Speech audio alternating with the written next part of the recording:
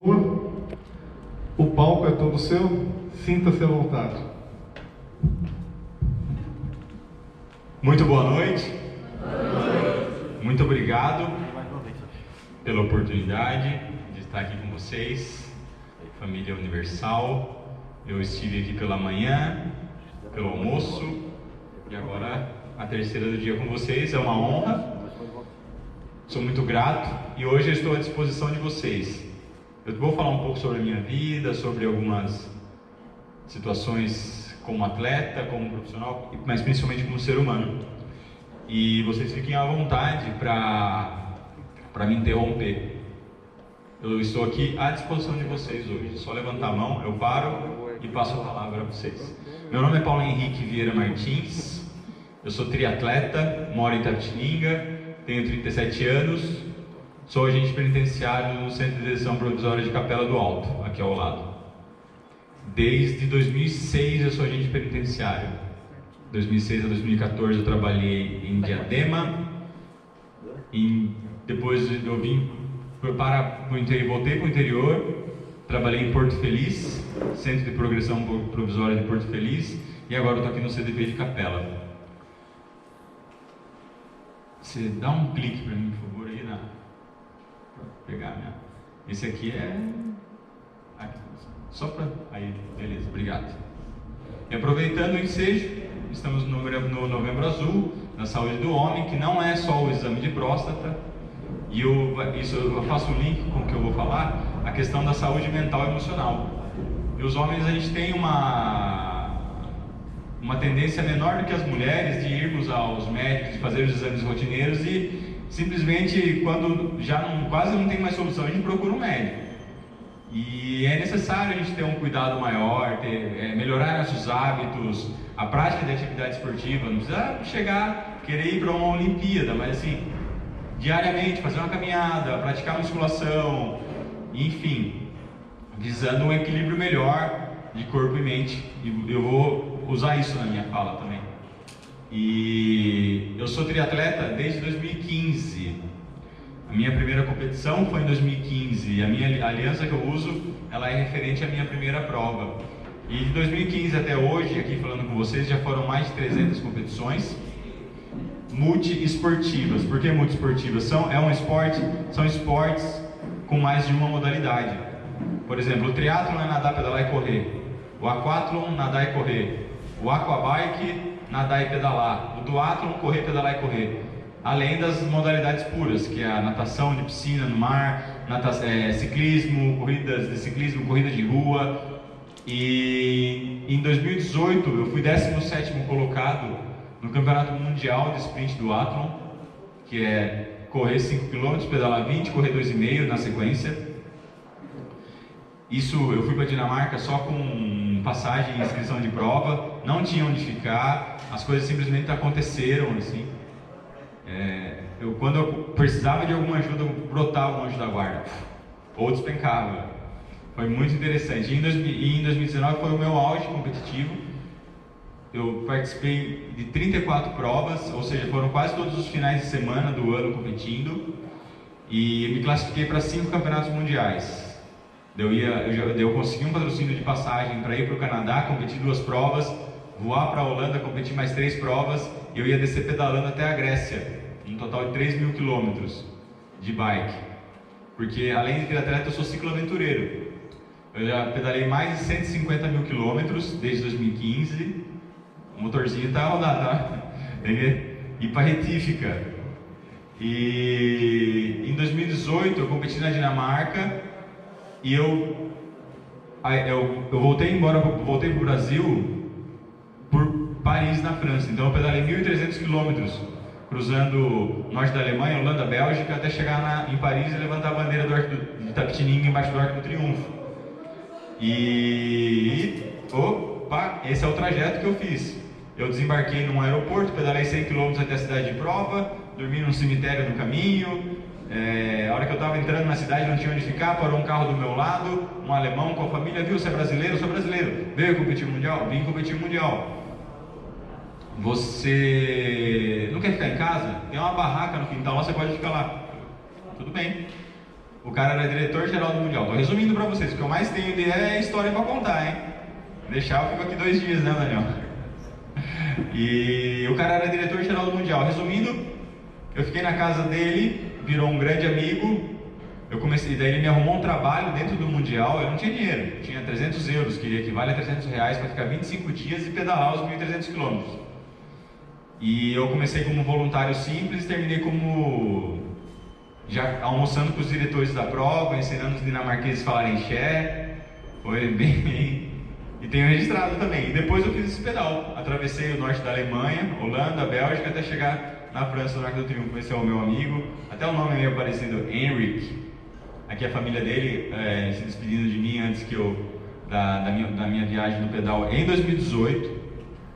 Esse é o Pradep, um indiano naturalizado alemão, que foi o primeiro a me receber em terras estrangeiras durante o meu pedal.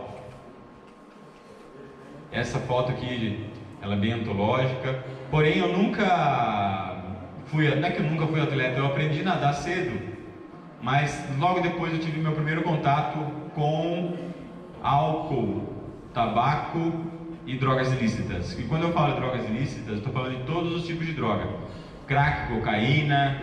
Eu só não fiz uso de drogas injetáveis. Eu sempre fui um menino muito tímido.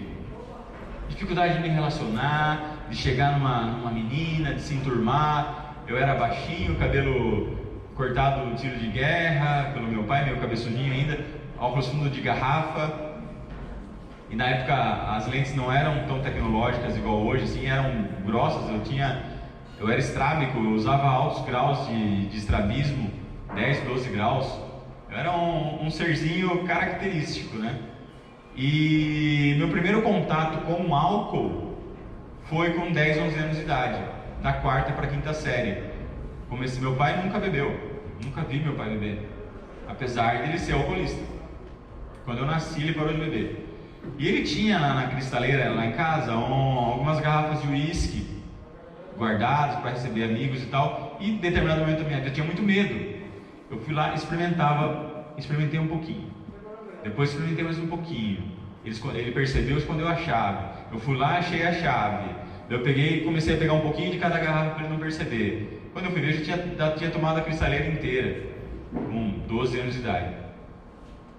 E depois foi amor à primeira vista. Foi amor à primeira vista. Por quê? Aquele menino tímido, inteligente até, porque eu ia bem na escola, sempre gostei de estudar, sempre gostei de ler, só que eu tinha essa dificuldade de me enturmar, eu sou introspectivo, eu sou tímido, parece que não, mas eu sou. Esse sou eu. E foi amor à primeira vista, porque daí o álcool ele me tornou tudo o que eu queria ser, que era se enturmar, poder ter uma vida social, entre aspas, melhor. E se tornou uma constante na minha vida. Se tornou uma constante, em determinado momento se tornou diário o uso. E eu passei no concurso em 2006, fui morar em São Paulo, com 22 anos. Minha filha tinha nascido, minha filha hoje tem 15 anos. E eu assim fui morar em São Paulo, sem eira nem beira, com a roupa do corpo para trabalhar e já dependente químico, já alcoolista. Comecei a ganhar um pouco mais, comecei a beber, e as drogas vieram assim com uma força enorme, assim, principalmente a cocaína. E eu comecei a ter, noite após noite, inícios de overdose. Eu falo inícios de overdose porque a overdose é uma só, né? Então eu convulsionava por causa do uso de muita substância. A minha resistência já era baixa. Eu precisava de uma quantidade grande de droga para causar um efeito desejável. O prejuízo já era infinitamente maior que o prazer. Já estava começando a perder muita coisa, fora o que eu deixei de construir. E não deu outra. Em 2007 eu tive uma crise, outro início de overdose mais forte, e pedi para ser internado. Fui internado no Hospital do Servidor, fiquei 15 dias na psiquiatria para desintoxicação. Até então eu não sabia que a dependência química, que o alcoolismo, era uma doença classificada pela OMS com tratamento, com possibilidade de afastamento, com entrada em INSS, etc. Eu falo de dependência química, eu falo de alcoolismo, por que eu falo abertamente? Putz, o cara é agente penitenciário, ele trabalha, né? Eu falo abertamente. Primeiro porque, graças a Deus, eu nunca troquei de camisa, que a gente fala, né? Nunca desviei a minha função, apesar dos pesares. E a dependência química, o alcoolismo, é uma coisa extremamente comum, não normal, comum na nossa vida em sociedade. Todos temos, ou passamos por uma situação de uso abusivo de droga, ou temos um filho, um pai, uma mãe, um amigo que está passando por essa situação. Eu estou mentindo? Não. Então, é uma situação que é extremamente comum. E a gente precisa discutir isso mais abertamente em sociedade, no nosso meio social, nos nossos grupos, porque faz parte da nossa vida. E a família sofre demais. E muitas vezes a família, ela está dentro do contexto e ela meio que se exclui. E eu percebi que o meu problema não era com a droga era a solução. A solução errada, não necessariamente, mas a solução menos adequada às minhas dores, às minhas dificuldades emocionais, ao que eu precisava aprender na minha vida. E eu cheguei nessa internação em 2007, o médico olhou para mim e falou: Paulo, você é novo, mas o seu alcoolismo já é de um cara de 60 anos de idade. Você é politoxicomaníaco com preferência ao álcool. Eu não esqueço porque marcou para mim, apesar de ser uma palavra que quer dizer isso. Dependente de múltiplas drogas, com preferência ao álcool. Cheguei lá com início de cirrose, 22 anos de idade.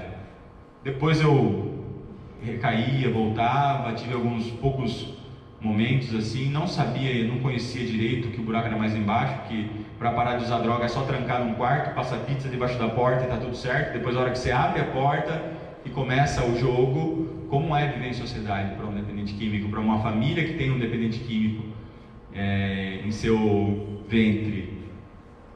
Eu tive uma recaída em 2010, falecimento do meu pai, final de um noivado, uma perda de uma oportunidade de trabalho. A hora que eu vi, eu estava usando de novo, bebendo, e em muito pouco tempo eu fui pro lixo, assim, lixo humano, e fui internado 6 meses numa clínica. Daí que eu fui aprender, fui perceber que o buraco era muito mais embaixo, que eu ia ter que conhecer o Paulo Henrique lá daquelas primeiras doses, até antes, desde quando eu me conhecia por gente. E por que quando eu encostava, caso eu encoste, ou quando eu encostava a barriga em um balcão, eu não saio mais? Por que eu troco todos os prazeres, todas as atividades saudáveis da minha vida em troca de um prazer mórbido? E vou mais longe, não é só droga, bebida, é o hábito. São os defeitos de caráter que eu tenho, as minhas dificuldades que podem me levar a outras situações, jogo, sexo, comida, N situações que eu vou tentar fazer o quê? Afogar a minha dor interna, aquela situação muitas vezes que eu não falo nem pra mim, que eu escondo de mim mesmo, está lá guardadinha, lá no fundo, e hora ou outra vem à tona de uma maneira avassaladora, talvez depois dos 30, dos 40, a gente não sabe, mas todos temos todos temos traumas, todos temos dificuldades, somos um. E em 2012 eu tive mais uma recaída, ali foi forte. Eu recaí e cada vez assim era muito rápido o surto para eu ficar literalmente nem no lixo, na fossa.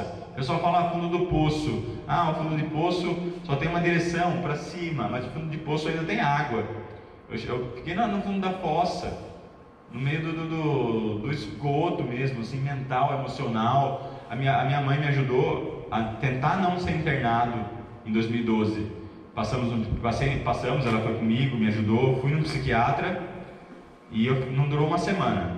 Tratamento de medicamento para eu poder ficar sem usar Rivotril ou Ametril. Não demorou uma semana, eu já estava misturando Rivotril, Ametril com cachaça, com cerveja, com droga, com álcool de posto, caipirinha de álcool de posto, álcool etílico. Pegava uma garrafa de álcool etílico, dava um gole, ia sair assim, já acordava tremendo, tinha que tomar alguma coisa para começar a respirar Ou seja, eu não tinha mais escolha. Eu estava vivendo uma situação que eu não podia escolher, hoje eu não quero usar. Não, eu precisava, eu tremia. Dependendo da noite de uso, eu rolava no chão com dor no miolo do osso, uma dor assim impressionante. Eu não sei descrever. E eu cheguei numa clínica em 2012, tomei minha última dose de álcool embaixo da clínica, porque eu precisava consumir álcool para não convulsionar, o famoso delírios trêmulos, né? E eu cheguei nessa clínica sem falar coisa com coisa. Falei, puxa vida, colou o platinado, vamos falar, né? Nossa, perdi minha razão, perdi o jogo da vida, perdi. Acabou, cheguei desse jeito. Olhava uma árvore, imaginava amarrando uma corda, ia pro quarto, uma corda amarrando no chuveiro. Putz, esse chuveiro vai quebrar, eu vou ficar estribuchando no chão, não vai dar certo. Ou seja, já estava planejando, mas alguma coisa no fundo do meu ser me falava, Paulo, não vai acabar. De alguma maneira, sem tom religioso, a vida não acaba aqui. Então, você vai ter que... Aguente, vai passar. E eu acreditei, eu insisti. E não lembro quanto tempo depois, mais ou menos uns 15 dias, não sei, comecei a ter o meu poder de ação de novo. Falei, puta, agora é comigo, né? Agora eu tenho escolha. Decidi ficar nessa clínica, esses 9 meses duríssimos. Decidi aderir aos tratamentos de psiquiatra, de psicólogo. Não tomei medicação. Comecei a conversar mais com os psicólogos, a tentar entender, fazer esse movimento de dentro para fora, esse movimento esperançoso, de esperança, de acreditar em algo que eu não enxergava no dia seguinte, mas vivendo um dia de cada vez. E até que um dia eu estava no quarto, 3, 4 internos comigo no quarto, chegou um outro que tinha um pouco mais tempo de casa, foi lá e trancou o quarto. Peraí, tá estranho, eu estou do lado de cá da tranca, eu sou o cara que tranca, a minha profissão é essa, atual. E aquilo ali me deu um choque tão grande, que eu falei, tá errado isso aí. Eu não vou beber e não vou usar mais droga na minha vida, aconteça o que acontecer. A partir do momento que eu decidi isso, a minha vida bifurcou. É a mesma coisa que estar dirigindo um carro, o caminho bifurca, eu tomo uma atitude.